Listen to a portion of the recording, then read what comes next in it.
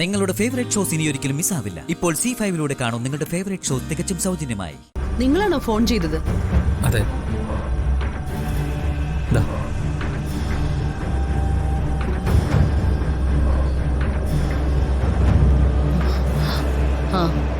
ഇതാരാ ഓർഡർ ചെയ്തത്? ഇവിടുത്തെ സാറാ. മോൾക്ക് നല്ല ഒറിജിനൽ പൂ വേണമെന്ന് പറഞ്ഞപ്പോ തോവാളയെന്ന് ഓർഡർ ചെയ്ത് വരുത്തിയതാ. ഇപ്പൊ മുട്ട രാവിലെ വിരിയുള്ളൂ. ഓ, വർമ്മ സാർ ഓർഡർ തന്നതാണല്ലേ? എന്നാ പിന്നെ ഓക്കെ, താങ്ക് യു. നിങ്ങൾക്ക് പോകാം. രാധമോളെ. എന്തോ?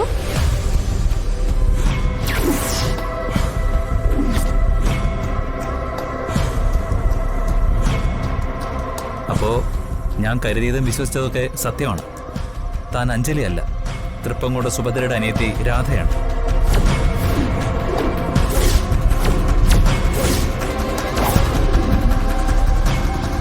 തൃപ്പങ്കോട്ട് വാസുദേവന്റെ രണ്ടാമത്തെ മകൾ. ആരാ നിങ്ങള്? എന്തൊക്കെ ഈ പറയുന്നേ?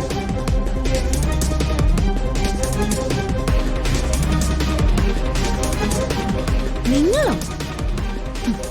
ഒരിടത്തും പോയി ജോലി ചെയ്ത് ജീവിക്കാൻ സമ്മതിക്കില്ലല്ലേ? ഓരോരോ പ്രാന്തം പറഞ്ഞ് വേഷം മാറി പിന്നാലെ വന്നോളൂ. സോറി. ഇങ്ങനെ പാത്രം കഴുകിയും പലഹാരം ഉണ്ടാക്കിയും ജീവിക്കാതെ തൃപ്പങ്കോട്ടെ സ്വത്തും സൗഭാഗ്യങ്ങളും തിരികെ നേടി എന്റെ സുഭദ്രാമ്മയുടെ അനിയത്തിമാര് രാജകുമാരിമാരെ പോലെ ജീവിക്കുന്നത് കാണാനാ ഞാനിങ്ങനെ പിന്നാലെ നടക്കുന്നത്. ഇതിനെ രാധ ഭ്രാന്തെന്ന് വിളിക്കരുത്. നിങ്ങളോട് പല തവണ ഞാൻ പറഞ്ഞു കഴിഞ്ഞ കാര്യമാ. എങ്കിലും വീണ്ടും ഞാൻ പറയുന്നു, ഞാൻ രാധയുമല്ല രുക്മിണിയുമല്ല. ഈ തൃപ്പങ്കോട്ടെ സുഭദ്രയെ എനിക്ക് അറിയില്ല, അറിയില്ല, അറിയില്ല. അപ്പൊ പിന്നെ ഞാൻ രാധയെന്ന് വിളിച്ചപ്പോ വിളികേട്ട് തിരിഞ്ഞു നോക്കിയ എന്തിനാ? അത് ഇവിടുത്തെ രാധാവർമ്മയ്ക്കുള്ള പൂവാണെന്നല്ലേ നിങ്ങൾ ഫോണിൽ പറഞ്ഞത്? അപ്പോ രാധേന്ന് അവരെ ഉദ്ദേശിച്ച് വിളിച്ചതാവൂന്ന് കരുതി, അതാ വിളി കേട്ടത്. കൊള്ളാം, ഒരുവിധം ഒപ്പിച്ചു. തൃപ്പങ്കോട്ടെ പെൺബുദ്ധി പിൻബുദ്ധി അല്ലെന്നായിരുന്നു എന്റെ വിശ്വാസം. പക്ഷെ സുഭദ്രാമ്മയെ സംബന്ധിച്ചിടത്തോളം ആ പുരുഷന്റെ നേർക്കെങ്കിലും അത് പിൻബുദ്ധിയായിപ്പോയി. അതിന്റെ ദുരന്തം അനുഭവിക്കുന്നത് അവര് മാത്രമല്ല, എന്റെ അച്ഛനും നിങ്ങൾ 3 പെൺകുട്ടികളും, ഒപ്പം ആ ഇളം കുഞ്ഞും. ചേച്ചി, കോട്ടയ്ക്കൽ മേഘനാഥനെ കണ്ടിട്ടുണ്ടോ എപ്പോഴെങ്കിലും? ഇല്ലല്ലോ. അതെന്താ ചോദിച്ചേ? വെറുതെ.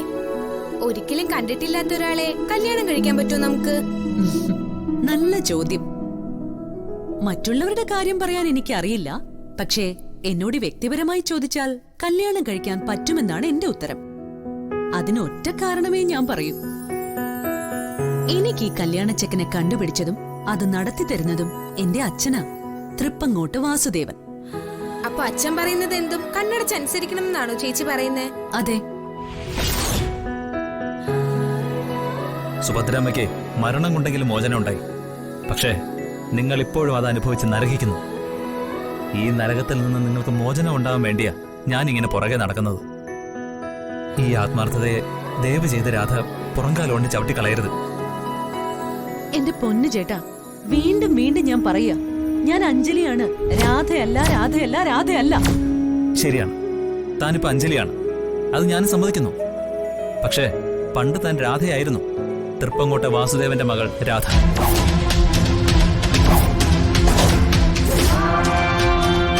ഡൗൺലോഡ് ചെയ്യൂ C5 ആപ്പ്. കാണൂ എല്ലാ എപ്പിസോഡുകളും സൗജന്യമായി.